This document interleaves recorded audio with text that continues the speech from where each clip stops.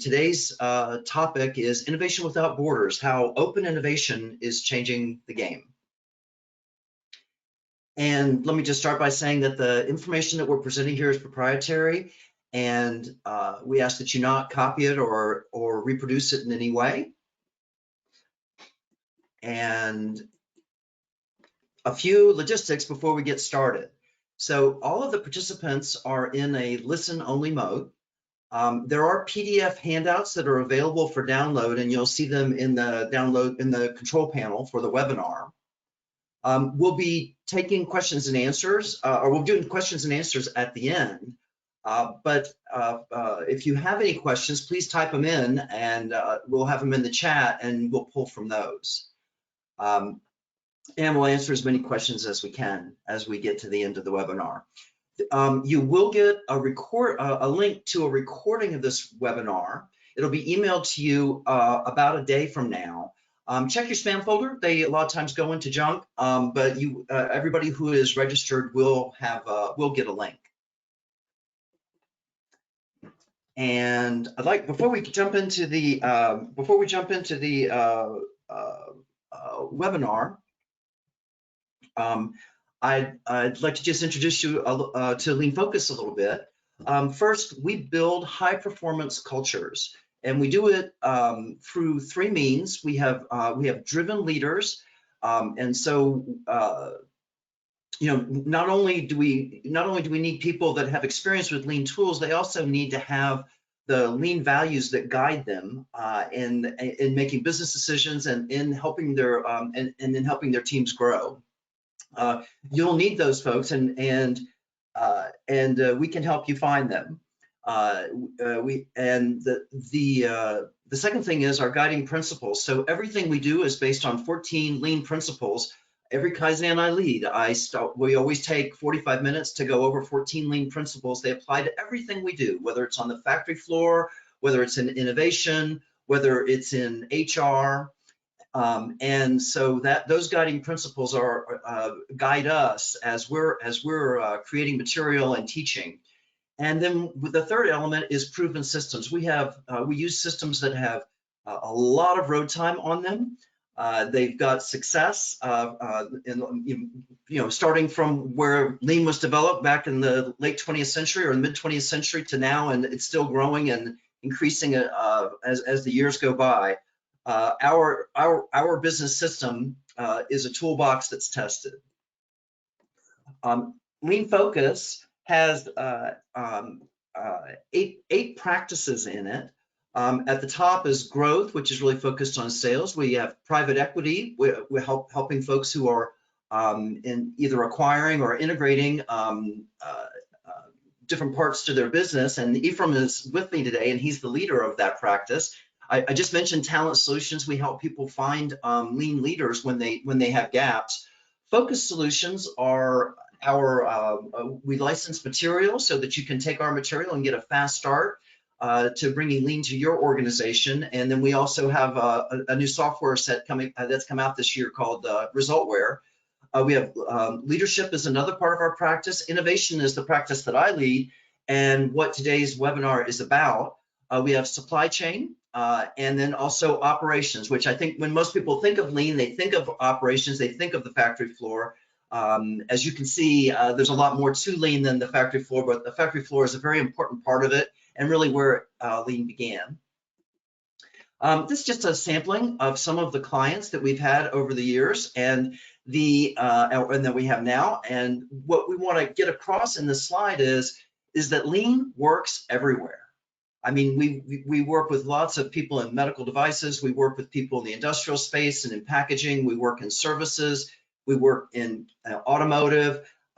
Wherever you go, Lean principles apply. The tools are different. The problems are different, but the Lean methodology remains grounded in those 14 principles, and it works everywhere. It works every time. This is an example of, this is our business system. So this is the Lean Focus business system. And I know that writing's a little bit small, so we don't expect you to read that. But we just want to see that there are a lot of pieces to a complete business system. And right now, today, we're going to talk about open innovation, and it has a big effect on what you see over to the left there that's in those red boxes: technology maps, innovation risk reduction, strategy deployment. Being able to have a strong open innovation set of processes and people who are capable in this area. They're going to help you throughout product development, especially in those areas that we have of innovation that we've spelled out. But as you can see, the lean system, these are the 14 guiding principles. We have foundational tools that all of us use, and then we were talking about some of these practices just a few moments ago. Ephraim, I think why don't I let you introduce yourself? Sure. Thank you very much, George. I'll be very brief. Been with Lean Focus for about 18 months now. Started with Lean in Danaher back in 2011. That's where I gained most of my Lean experience, and have been through hundreds of problem-solving exercises and many OI, open innovation ventures, including several that have gone wrong.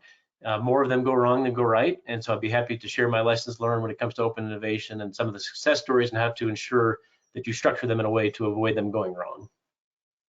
Oh, thanks, Ephraim, and thank you so much for joining. We, I asked Ephraim if he would join us because he has got strong experience in the area, and so I know he's going to give us some great content. And I'm George.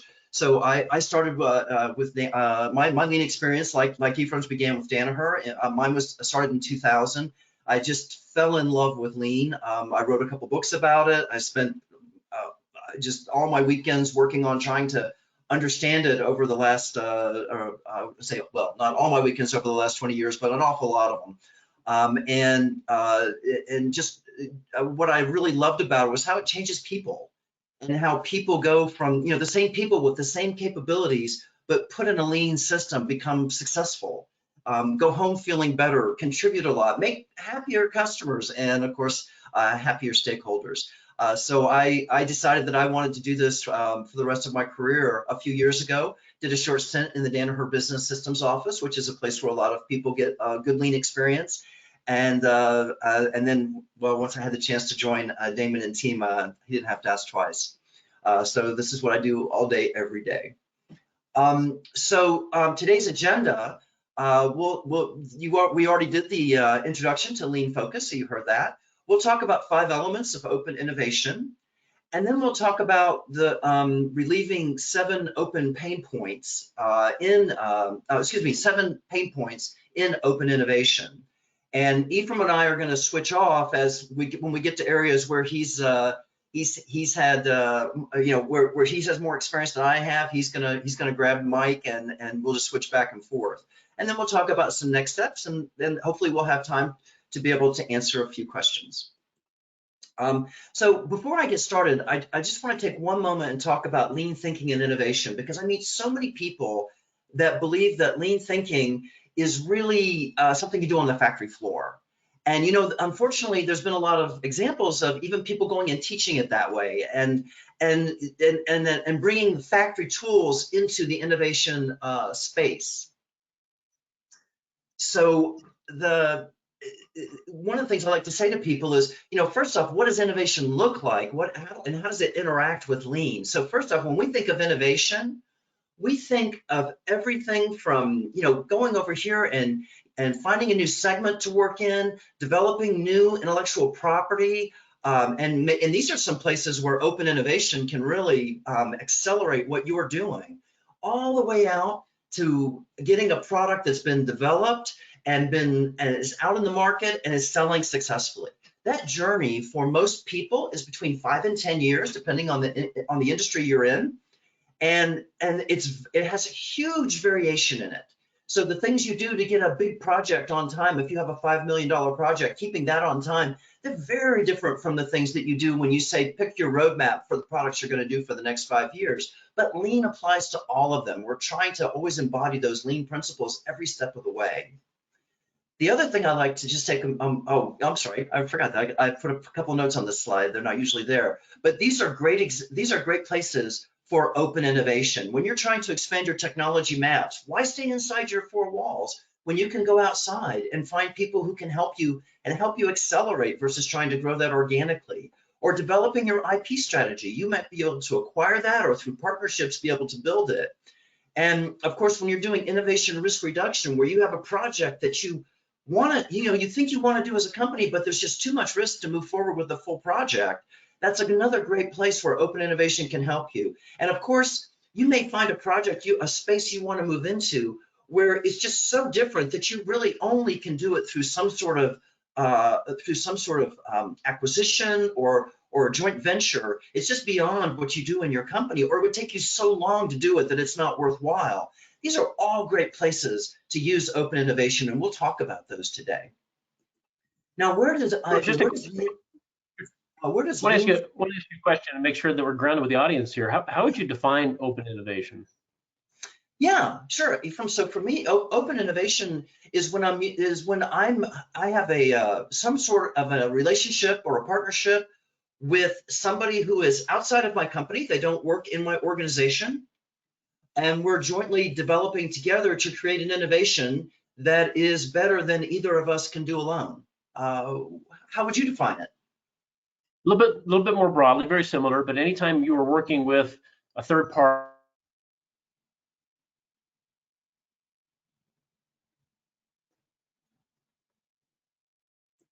to bring something to market. So you had focused on product development, but even potentially product launch, that whole ideation through creation, launching, when you're working with a third party to help make that happen, I would consider that to be open innovation. That's a great point. I've really focused a lot on the left, but you make a great point. There's open innovation in manufacturing and in other areas as well. So good. Yeah, thanks. It is broader than just the left side. Thanks, Ephraim. And let me just do a sound check. Ephraim, can you hear me okay? Sure can. Okay, super. So where does lean thinking and innovation, how do they work together? Well, I think of it at 3 levels, and I'm just going to go through this briefly, but we think of it at the annual level. When we have strategy deployment that's coming for our entire organization, typically innovation, new product development is given a task to grow revenue. That's normally our initiative. There are others, but that's the normal. And so at an annual level, we need to find ways through growing our funnel or getting better projects defined through, say, better voice of customer, getting better at developing and launching products. So those are all things that are happening at, let's say, an annual level, where we're really setting the broad direction for the organization. Lean also interacts with innovation at the sort of monthly, quarterly level, where I'm deploying a new tool. Say, if you wanted to deploy an open innovation tool at your organization to standardize the work that you do in open innovation, that would be an example of a tool that we could select, deploy, and sustain. And people, who are lean thinkers, or people are bringing in new tools and new ways of doing things, or standardizing things. It's constantly changing. Taiichi Ohno said there should be such a thing as a standard, and that standard should be changing constantly. And if you don't know Ohno, he was the inventor of the Toyota production system back in the mid 20th century, and really for many people, the father of lean thinking. The third place lean thinking interacts with innovation is in problem solving. And you'll find a lot of people in innovation who, they're very smart, they're used to solving problems on their own, they don't really solve them in groups, and they don't look at problem solving as a measured way of correction and improvement. And they fall short of what they're able to accomplish. And so problem solving is this great way of this just daily management of like, hey, here's the metrics, what I thought was going to happen, here's what actually happened, here's what I'm doing about it. And so this is affecting what you do on a daily basis. So these are 3 areas that lean touches innovation. And as I said earlier, all of the lean thinking and lean tools apply in innovation. The approach from the factory, the approach from HR, the individual things I do in certain processes, they're going to change, but the overall principles are exactly the same. So now let's go on to the main topic of today, is open innovation. So I want to start by just talking about 5 areas. First, what comprises open innovation? How do I find the right partners? How do I set up clear rules of engagement when I am working with a partner? How do I manage execution once the project is moving? And then how do I build open innovation into my standard product development processes so that I can come back again and again and be successful in open innovation? So these are 5 areas we want to cover. So the first one I want to mention to you is, what comprises open innovation? And I really like this book, The Wide Lens by Ron Adner. So I put that at the bottom for your reference. But if you think of the world, there are people that supply you, and then there are people that support the things you put out there. And, probably the famous, the example today everybody's thinking about is I might make an electric car. I'll go out and buy parts, mechanical parts. To be honest, I'm not sure how electric that example is, but that's the best one I could find. But I need charging stations. And so if I go and if I want to sell an internal combustion engine, there's already a support structure out there for me, which is to say, there's already gas stations set up, pretty much everywhere. But when I go into electric vehicles, of course, we all see this in the news a couple times a week. This is a big issue. So as you're creating your innovative new car, you need to be thinking upstream, but you also need to be thinking downstream. Who's going to support the product? Probably you can't support every aspect of what you're doing all over the world. So those are both areas to be thinking about, and both areas that in open innovation can really accelerate your success. I want to come back and even refer to them more broadly as this Doblin's 10 types of innovation. I really love what the Doblin's model here. And, most of us think of innovation as performance or features in a system. So most people, when they think of open innovation or innovation of any type, they're thinking in product and service. But what Doblin's got us to do is expand our model to think about open innovation in terms of service. Who's going to service my product in China or in Germany? And what channels am I going to use? Can I really be the channel for my product worldwide? And so there are innovations that expand well beyond the product that you do, and the typical purchases are partnering for technology. And there's also user engagement. I mean, a lot of times you need other people to get your users engaged. It's not something that you have the reach to do, so you might partner with someone for that. So when I think about open innovation, of course, when I'm looking at a third-party partnership, I mean, that's one of the 10 types of Doblin's 10 types of innovation. That partnership is open innovation. But then on top of that, I can get help with system. I can get help with making a more vertical system, or I can get help with performance. I can get help with expanding my system, maybe making it more vertical, or working in more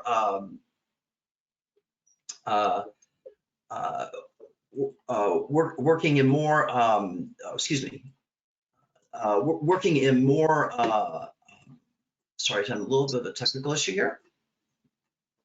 There we go.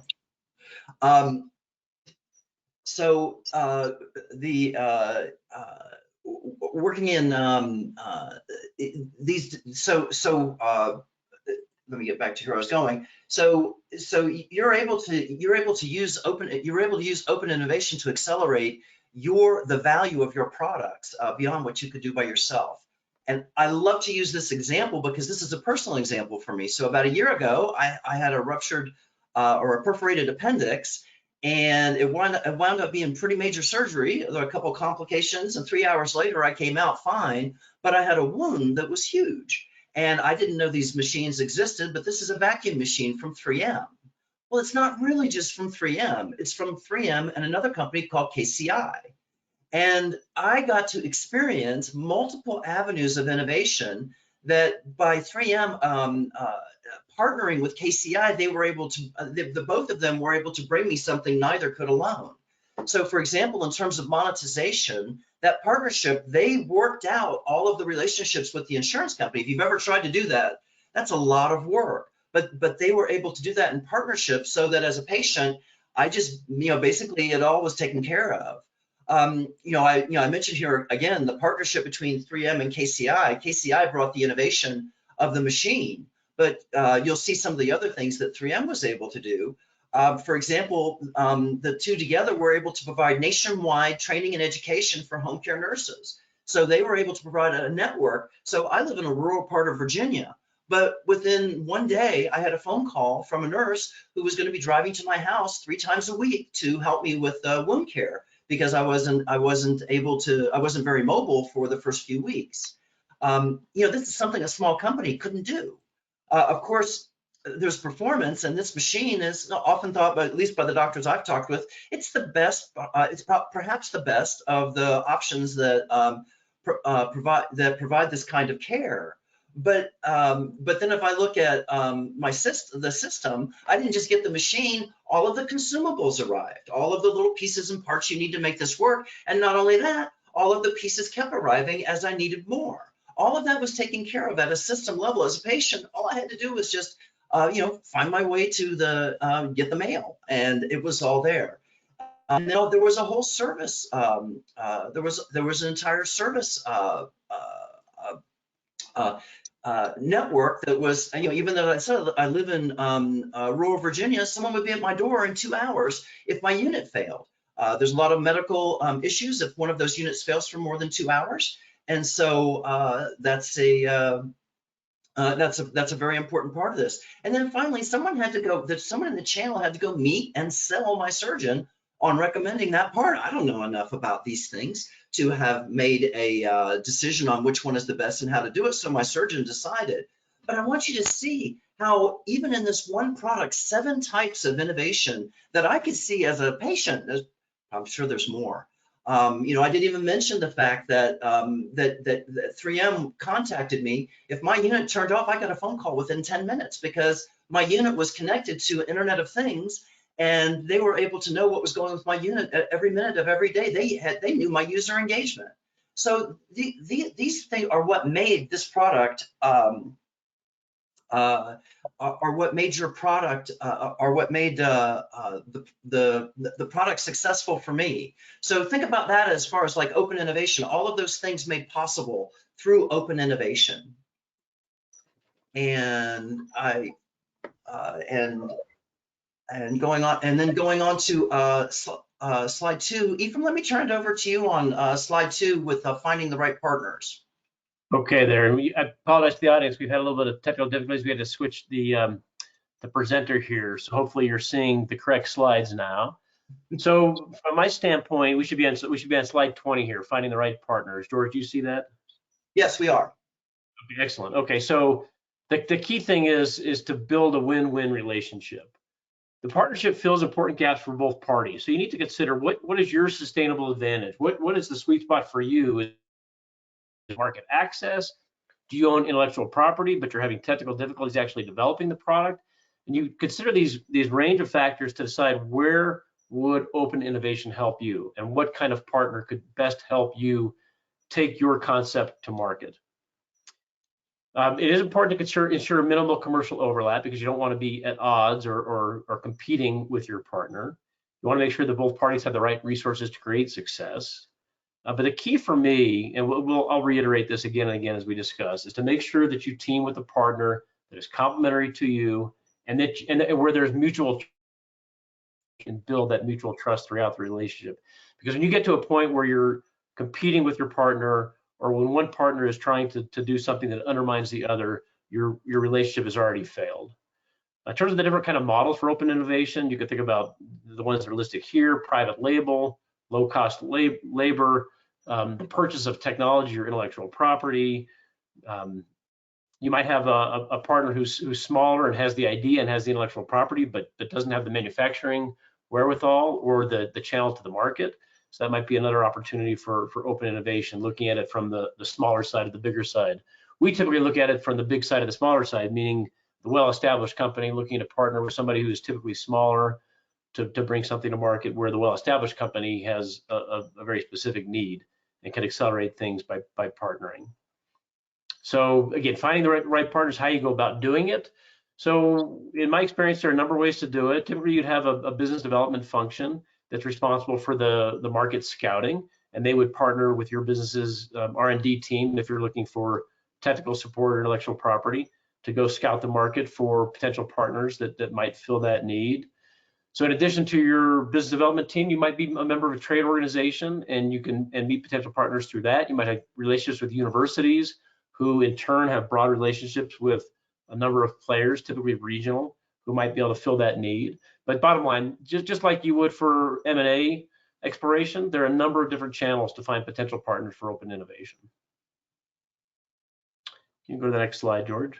Actually, my apologies. I'll go to the next slide, and you could cover this one, George. Yeah, so, yeah, thanks, Ephraim. And so yeah, and as you're and so when you're meeting with someone, you need to have clear rules of engagement. Obviously, it starts with non-disclosure, but a lot of the issues that I've seen in open innovation have been around projects that aren't clearly defined in the beginning. And then, you have these aspirational goals, you start working together, and you never really clearly define the project. You don't align the design and validation process. That's a place that causes a lot of gaps in open innovation. So before you get started, you need to have those things laid out.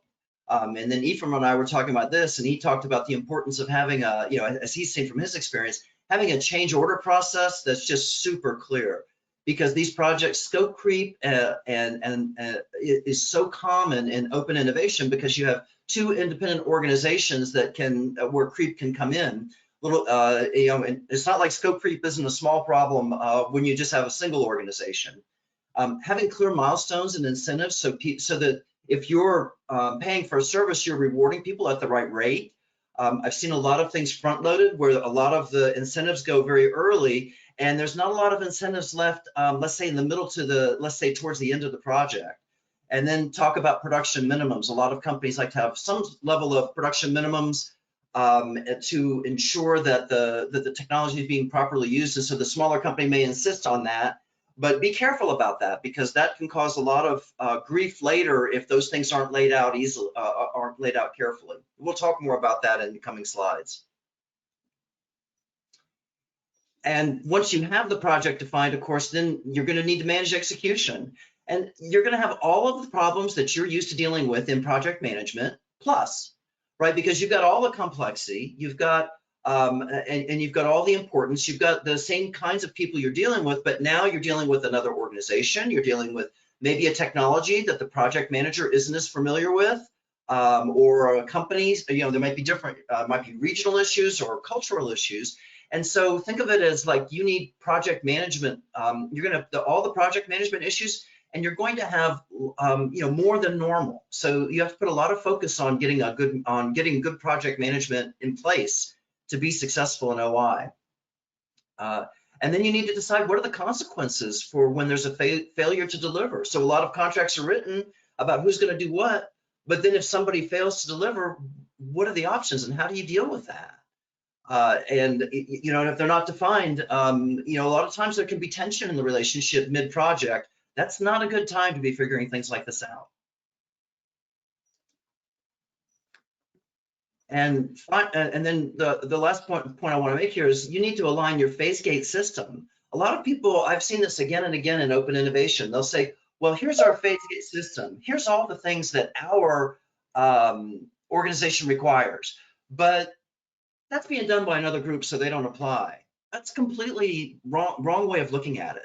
You have to figure out how they're going to meet your organization's expectations, especially in the case where Ephraim was talking about, where you have one large company that's coming to a smaller company to develop technology.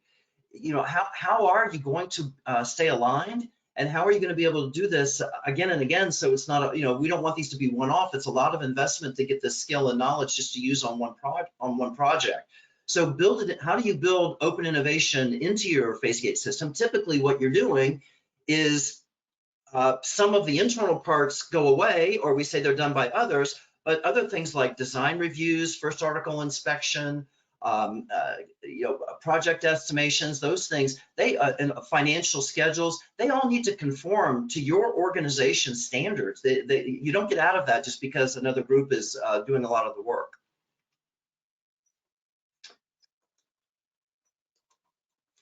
So let's talk about 7 pain points in open innovation that we see a lot. And so we'll walk through these one by one and go on to the next slide. All right, so I'll cover this one, George. Thank you very much. So disputes over technology ownership is clearly a pain point. Oftentimes this occurs later in a relationship. And this can be either when things are going really well and it appears that one party is sort of having a windfall relative to the other party. It can also happen when your relationship is sort of falling apart and it's not been successful, but somebody thinks they can salvage something from the technology. So it can certainly show up then. It can slow development and launch when you have tension among the partners, and obviously could damage the relationship. So solutions. I'm going to spend a bit of time on this slide because I think this is really critically important, not just for understanding ownership of the technology, but for success of the relationship generally. Clear legal agreements are obviously essential. And I am a practicing attorney. I didn't mention this. I actually started out my career in intellectual property, but have practiced law for nearly 30 years now, including for a short while as the head of intellectual property for Danaher Corporation as a whole. So clear agreements, big supporter of that. But beyond that, I would say that mutual trust is fundamental to a successful open innovation relationship. And how do you create mutual trust? You have to build the relationship, just like you would with a good acquisition. Where cultivation starts very early in the process, potentially even years before you consummate the transaction or sign the contract. So you really need to understand who you're working with on the other side. You need to understand whether they share the same values that you have and whether your interests are fundamentally aligned. You can use the contract to create that alignment. And this, what I'll say now, I think is the most important point from my perspective about ensuring successful open innovation. You need to construct your contract in a way where if things change over time and the win-win scenario isn't playing out the way that you had anticipated at the outset, where one party may be becoming more successful than the other party in a way that you didn't anticipate it, you should create a structure in the contract that requires the parties to realign the interests to get back to that balance that you envisioned at that outset. Because whenever you're in a place when you have open innovation and one party is starting to see a windfall relative to the other party, I guarantee you things will go wrong. And they may feel like they're going really well for the party that's having that windfall, but then you're going to end up in litigation and things will really unravel pretty quickly. I've seen this, honestly, I've seen this probably 4 out of 10 times in open innovation relationships, and it's a disaster. It's great for the lawyers. We make a lot of money off of it. It's not great for the partners. So I'll reiterate this. Build the trust by working the relationship, but also build into the contract a mechanism to realign the incentives to get back to that original alignment that you had at the outset when you were able to clearly articulate what a win-win situation would look like. What's else on the slide here are some obvious things you need to cover. You need to cover ownership of trade secrets, how you deal with inventors on both sides with either party, who assigns what, how freedom to operate is ensured, who has the right to license, and so on. But to me, the fundamentally important point is alignment on the commercial objectives and a structure in the contract that allows you to get back to that original alignment that you envisioned at the outset when things start to go a kilter. Thanks, Ephraim. And Ephraim, I hope you'll jump in on this one because I think it's closely related to what you were just talking about. But and this is where I've seen issues is conflicting commercial interests, where you know the pain comes because you have two companies that really have there's so much overlap. They're really trying to do the same thing, and maybe there'll be some sort of a a relationship where there's a private label, or somehow there's product development done by one company on behalf of the other. But there's conflicts that rise to the surface as the project, as you begin to launch, and as Ephraim says, you start to see success. And again, slow. Every project, whether it's open innovation or internal, always goes through hard spots, right? Anybody who's been part of a real product development project knows that no project escapes rough points. But with open innovation, when you hit a rough point, it seems like there's a lot more opportunity for things to go wrong. Yeah. So you really can damage the relationship, sometimes beyond repair. Absolutely. Let me share a couple of concrete examples on this, because I think these are really illustrative, both of what open innovation is and can be, and how some of these conflicts materialize and then play out. So let me just take this moment to share 2 stories really briefly, George. The first is one that's actually playing out in the news today. There was a Wall Street Journal article on December 6 entitled "The U.S. Gas Startup at the Center of an Epic Feud with Global Energy Giants." And there's a company, it's called Venture Global, which is a company that promised a new means of compressing natural gas, to liquefy natural gas to create LNG opportunities more quickly and cheaply than with previous technology. And Shell and BP and others invested very heavily in this company with the promise of getting cheaper LNG deliveries. Well, this company is pretty successful apparently, and they've begun delivering LNG shipments, but not in the quantities to BP and Shell that those companies had envisioned when they made these very significant investments. And apparently, what Venture Global is doing, I don't know all the details, but they're maximizing their revenue by shipping to companies who are paying more than the contracted rate that they agreed with Shell and BP and others when they invested to bring this technology to market. So BP initiated an arbitration. They're suing Venture Global over this scenario. So one, this is a classic example of open innovation. Company has a new technology and they partner with some large oil and gas companies to bring it to market. Classic form of open innovation. Now we're running into conflicting commercial interests here because Venture Global is seeing a way to maximize their sales and profits in a way that the other companies believe is not honoring their contract. So a clear legal agreement would clearly help here. There's some dispute about when is the LNG station complete. And Venture Global is taking the position that their station is not complete, even though they've begun deliveries. And so you can see that the parties on the other side of this would take issue with that because they're not getting the shipments, even though Venture Global is able to ship to other companies. So this is one that's clearly going awry. They're in the midst of a big lawsuit right now.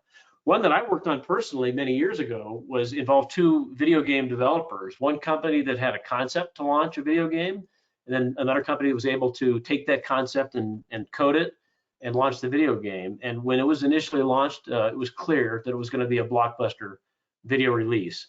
And at the same time, and I was on this in terms of litigation, this is all after the fact when the relationship had gone terribly wrong and we were picking the pieces back up and seeing who was in the right, who was in the wrong. And so I had the opportunity to review the communications that were sent among the parties real time 10 years earlier when this was happening. And it was clear as soon as it was clear that this video game was going to be a blockbuster. The company whose idea it was going to profit very handsomely. The company who developed the software, who was also going to profit, but not as handsomely, they were already scheming amongst themselves about how they were going to launch the second iteration of this blockbuster video game, but without the company whose original idea it was. And you can see that's a recipe for sheer disaster. So I'd say that's a relationship where that trust didn't exist at the outset, and one company wanted to take advantage of the situation down the road when they saw that the company whose original idea it was going to profit more handsomely than the other. So you need to think very carefully about how you would solve those issues as they're happening real time versus after the fact when the proverbial Muda has hit the fan. Ethan, that's such a good example, and I've seen that one quite a few times myself, where, like you said, someone takes they're constrained by a contract, but they're providing something, and then they just go make version 1.0.01, and they say, oh, this is a different product. And so that's just a great example of an easy way to have a big argument. You want to cover the solution to the conflicting commercial interest, George? Yeah. So the first thing is you need to find vendors where you're a natural fit, and so that's the first part of it. Don't pick vendors where there's all sorts of conflict, and that's just natural because you're similar size and similar regions, with similar capabilities. And so having diverse parties, a large company who can manufacture a small company with a new technology, that's a sort of fit, like Ephraim said, that's a classic version. And so you have to think about what are the sustainable differentiators in the relationship. And so we put a few down here. Do people have, do they own intellectual property? Do they have market access that one company has and the other company just can't get, or production scale? Those are, classic big company, small company pair-ups.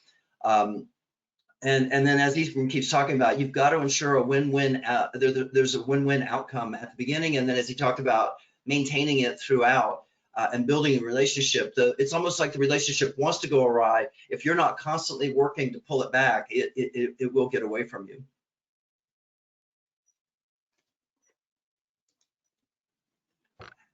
And so here's a third pain point is what happens when you get quality product you didn't expect. This happens a lot with open innovation. I've seen it myself where you might be going to might be, classic example, large company with a lot of design processes going to a small company that's really just a startup.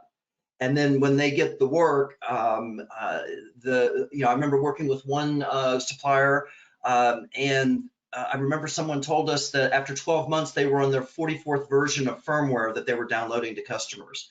So that they were creating firmware every, whatever that is, 8 or 10 days and sending it out. We had like 30 versions of firmware that were out amongst all of our customers. It was a nightmare. So how do you deal with that where startups don't have that discipline and you shouldn't expect them to? It's really easy to create tribes where the disciplined engineers in one company kind of look down on the other group for not being as disciplined, whereas the group that's the more, in the smaller company can feel like they're innovative and the others are overly bureaucratic. And so you can really start feeling like you're in a game you can't win. And so how do you deal with this? So it's getting an aligned design and validation process at the beginning. How, what does a design review look like? What's an approval look like? Who are the people that have to be involved? How are we doing supplier and part qualification? So many issues come up in OI when you wind up getting parts and you're a large supplier and you find out none of these parts were qualified. And they were all chosen from suppliers that were never qualified. And now procurement has a nightmare on their hands. And so, how are you managing the design history file if you're doing anything in medical devices or in aerospace? And what are you doing about open source? That's another sore issue where people pull open source into their code, and a small company, through being sloppy about open source, can expose a large company to liabilities when that open source code is used against the license, and nobody knows it because somebody just pulled it down off the internet. How are you dealing with IP filing, and and what does design for manufacturability look like? What are you expecting in terms of manufacturability? I've seen so many times, we know that the companies doing the technology may not have all of that ability with manufacturing, but we need to state what you need to state in the agreement, in the process, what are the expectations? Because if there are no expectations at all, you can be sure that there's going to be disappointment.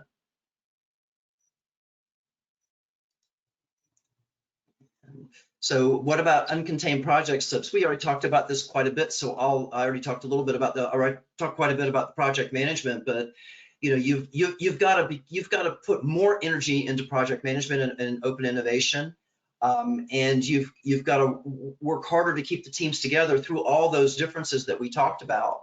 And so I think that's definitely a pain point. And I've seen one OI project after the next just be years late. So what's the solution for that? Essentially, you've got to collaborate and co-locate like you're in the same company. And so we're not talking about a phone call once a week. One of the things that we often want to see with open innovation is it possible to locate at least one person from at best case, one person from each company, and the other person is to sit in the other company's offices during critical points, or for say 4 to 6 weeks during a startup, or maybe even for several months as things are coming up, depending on what's possible. Sometimes it's hard depending on the geographical constraints, but getting people to co-locate and feel like they're one team. Using daily management, for me, if it's an important project, I'd love to see the teams getting together every day for 10 or 15 minutes. People do it in software all the time, but in hardware projects, it's hard to get that. People feel like that's too many meetings, but of course, all of you that know Agile Scrum know that that's just every day. It really helps the team build the esprit de corps that you want. You want these two groups acting like one team. And then visual project management. You guys, anybody who's been to any of the webinars this year knows that we're huge proponents of visual project management. It's so much stronger than the competing methods that we see it used today. And then you think about think about formal problem solving. How are we going to deal with problems when they occur? It's very easy to say, well, we're having trouble, we'll get back to you when we understand what's going on better, versus getting a true cross-functional, cross-organizational team and go through formal problem solving and driving to the bottom of problems quickly. These are all just lean principles, just applied to open innovation.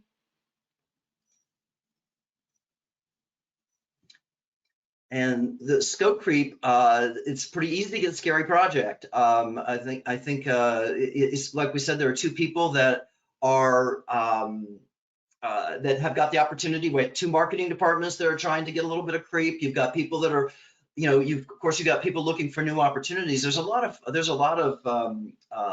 unintentional incentives to creep, to let the scope creep.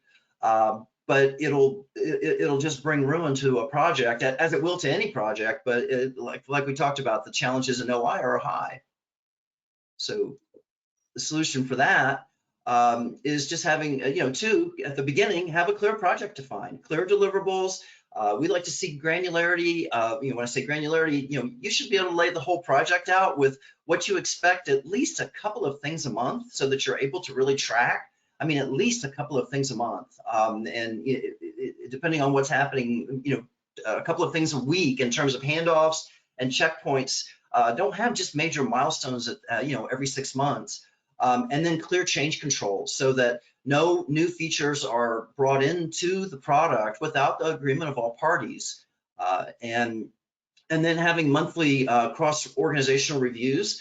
So it's very common in large projects to have leadership reviews of projects to bring business acumen to project management. Well, how would we do that here with a cross-functional team? I see so many times that that the cross-functional, there's no cross-functional technical review or cross-organizational technical review. There might be business discussions, but you know, if we really want to manage a project, we need the business people looking at the project progress on that, you know, roughly monthly basis.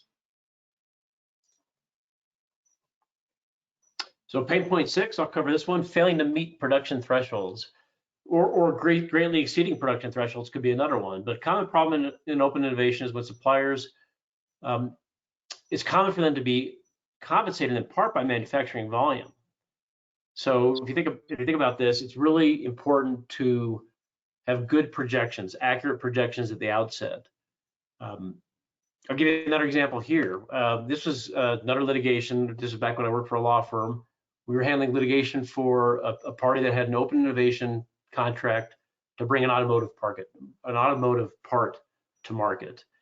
And in their own internal documents, the large manufacturer that was relying on the small partner to provide new technology was forecasting a minimum of sales of on the order of 50 million per year. And the relationship didn't go very well. The technology turned out to be a lot more difficult to commercialize.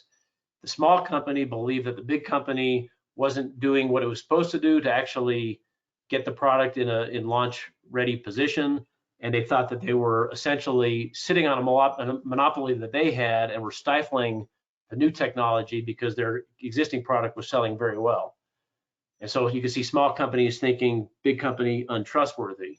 Eventually litigation ensued, and when big company asserted that they couldn't have sold many of these products anyway, all the other company had to do was point to big company's own documents that said that at the outset of this relationship, they were projecting a minimum of $50 million in sales per year, which kind of set the floor for royalties or whatever else the small open innovation partner would have been owed.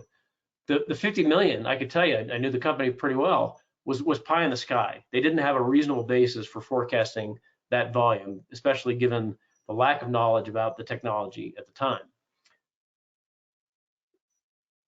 How do you avoid problems around commitments based on volume, production volume? Well, number one, ensure that you have really good market analysis, that it's diligent and realistic, that you do segmentation very seriously with the gravity that it deserves. Use third parties to build confidence for the new technology. So you know, get a good marketing firm. If you don't really totally understand the market, get a good marketing firm to help you understand the market. Make sure you have projections that are reasonable. And then test your value propositions, conduct interviews, do voice of the customer, really have a firm understanding of the potential for your market if you're using minimums or maximums to define compensation flowing from one partner to the other. And then going back to the contract, be sure that you build into the contract levers to adjust the contract when things are turning out very differently than the parties expected for reasons beyond their control. If the market isn't materializing, obviously that's you're never gonna be able to get a win-win when the market doesn't materialize. But if it's because of no party's fault, one of the parties shouldn't be punished relative to the other for that. Conversely, if the market materializes in an outsized way compared to what the parties believed at the outset, ensure that one party doesn't get the windfall at the expense of the other in that scenario, because that's antithetical to the notion of open innovation, where you should be striving at all times for a win-win. Yeah, thanks about that one, Ephraim. I've seen that one so many times with just like somebody because it's almost no pressure on doing an estimate of what we're going to do early on. It's almost like it's just something done like on the back of a sheet of paper. That I've definitely seen quite a few times.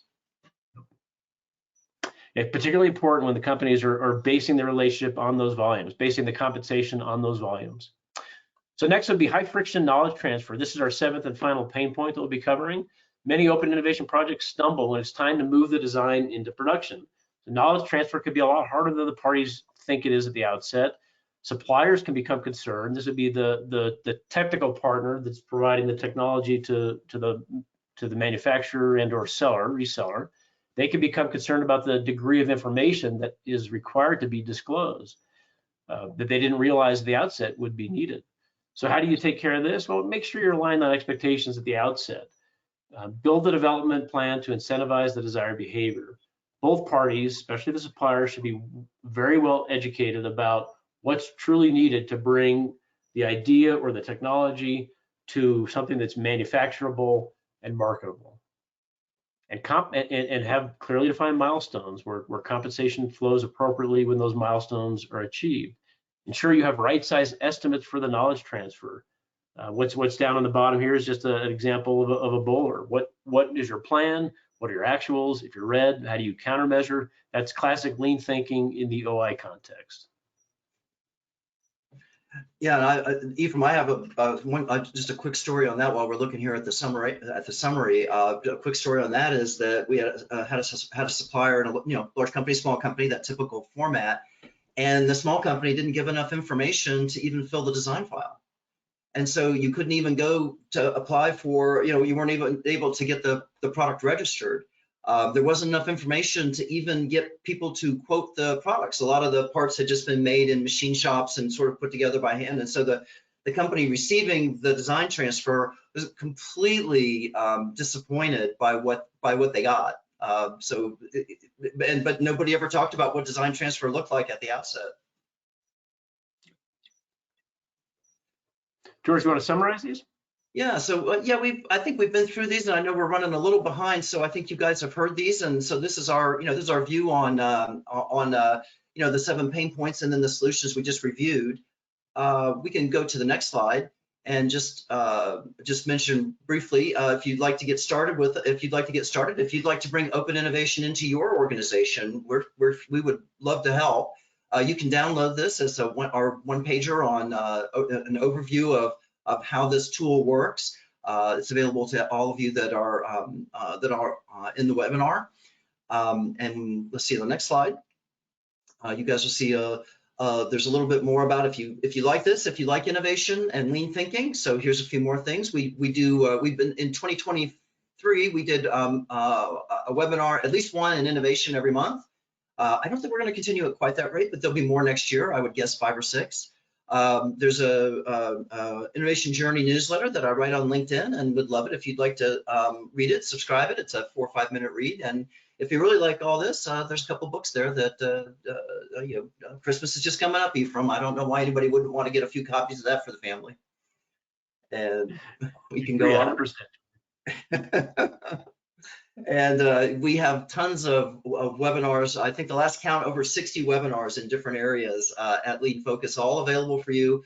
You can come to our website, and all that's all for free. George, do you know if we have any questions from the audience, or the ability to take any questions? Hey guys, can you hear me? It's Damon. Yeah. Yes, we can. Right, I'm back. I got several questions queued up for you guys based on the interest. Right. It's you ready to rock?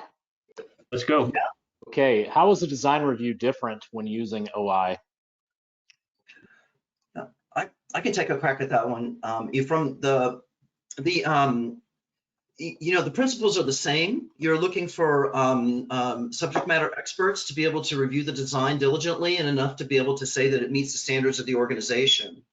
Some differences that you can come into are, first, there's just all the transportation issues. if I want someone to go to a company in Israel to do design review, that's not quite as easy.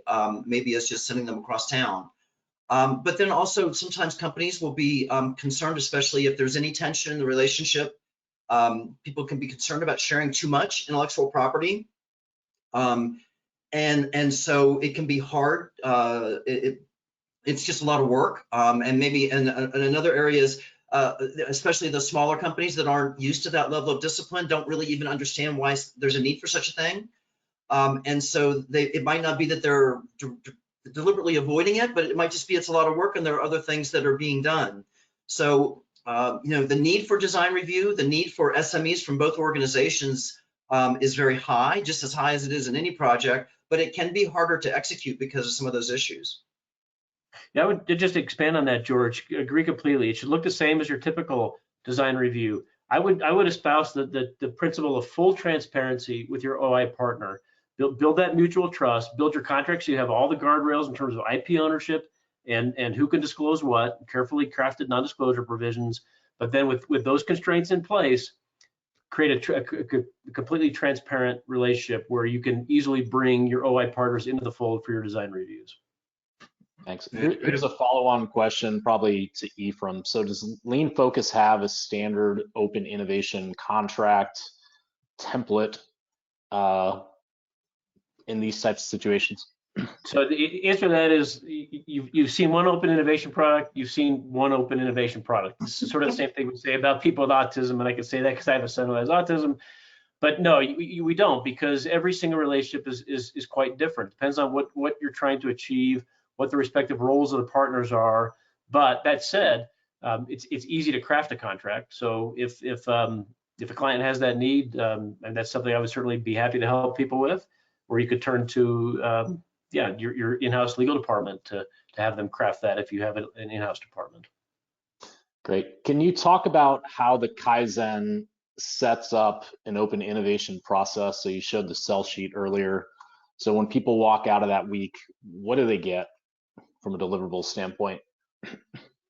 Yeah, so it's essentially, Damon, it's essentially a specialized Maybe go back to that slide so we can hear you talk about it. Oh, yeah. Yep. Yeah. What, 3 slides? Right. Oh, that was it. There. Right. So it's essentially a very specialized value stream map. So essentially, what we're doing is, first we start by understanding the goals. What are people trying to accomplish with open innovation? What is their current process to use open innovation? And they may have not a lot formal, but for sure they're doing something, and we want to capture that, whatever it is, even if it varies by person. We want to capture all that we can, and then we go to improve that. We go to improve that process to fill gaps where people, I think Ephraim, I think you made at least a dozen good points about checking on, different things to check in a legal agreement. So we're looking for gaps like that in all the different areas. So, where are the gaps in legal agreements and how you're setting that up? Where are the gaps in how you're evaluating and finding partners?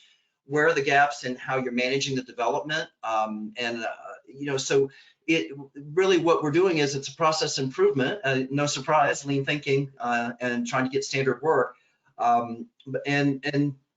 very, very focused on the issues of open innovation. Yeah. I can't base this on any factual data, but if I were to estimate of all of our clients, I would say less than 10% have any sort of open innovation processes in a current state, and they're on a spectrum in terms of how mature they are. So follow-up question, for the 90% that don't do any open innovation, would this Kaizen help them to get started down that path?